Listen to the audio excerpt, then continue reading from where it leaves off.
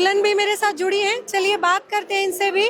कैसा लग रहा है आज इनको इतना सिंपल विवाह करा के। मैम नमस्कार। नमस्कार, मेरा नाम सोनिया दासी और मैं कोटकपुरा पंजाब से बिलोंग करती हूँ। मैम बड़ी दूर से पंजाब से आई है शादी कराने, बड़ा सुंदर विवाह करा सकती थी, सज सकती थी, संवर सकती थी। मैम क्यों करा लिया इतना सिंपल विवाह? परमात्मा के ज्ञान की वजह से ये पॉसिबल है, क्योंकि ये काम तो गवर्नमेंट भी नहीं कर सकती जो संत रामपाल जी महाराज कर रहे हैं। और उनके जो दहेज है उनकी वजह से लड़कियों के लाइफ में बहुत प्रॉब्लम्स आ रही हैं।